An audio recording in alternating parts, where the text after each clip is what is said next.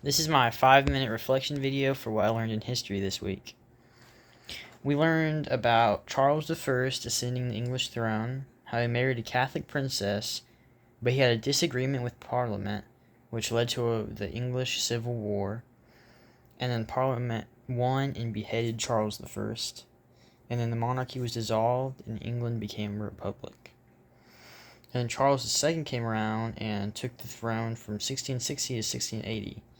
And he expanded their overseas possessions and established restoration colonies. And they all began as proprietary colonies. And in the Carolinas, proprietors did not relocate to the colonies, and English plantation owners from Barbados migrated to South Carolina. And in 1670, they established Charlestown, which produced livestock for export. In North Carolina, they used sap from pine trees to create tar and pitch used to waterproof ships. And then in 1729, the creation of North Carolina and South Carolina. The slavery in the Carolinas developed quickly, and by the end of 1600s, the wealthy class of rice planters dominated Carolina. And in 1715, though there's a black majority in South Carolina, and they established a legal base for slavery.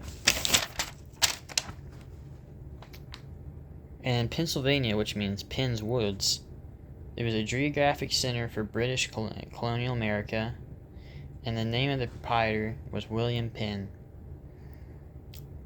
The Quakers were the people who started it, and they moved from England to escape religious persecution, and they were in search of religious tolerance. The Quakers were pacifists, and they created a good bond with the Native Americans. And the Navigation Acts, England attempted to gain more control of the trade with the American colonies, and only English ships could carry goods between the American colonies and England, and the captain and 3/4 of the ship had to be English. King James II ascended the English throne in 1685, and he gave monarchy absolute power. And he was a Catholic, and he modernized the English the English Army and Navy. And the Glorious Revolution led to the establishment of an English nation that limited the power of the throne.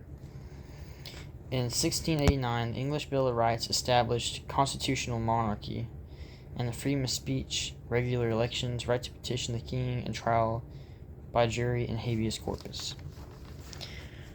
If I were to wake up tomorrow in that time period, I would want to learn what it was like to move to the New Americas and start a new colony and deal with the Native Americans. I think that would be fun to understand and know. And then my connection with what I learned today,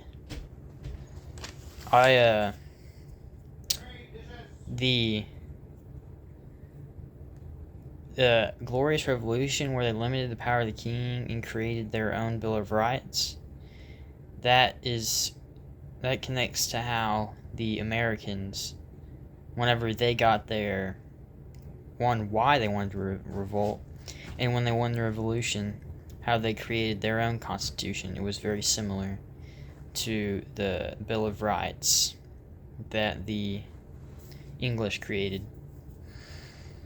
And that's my video.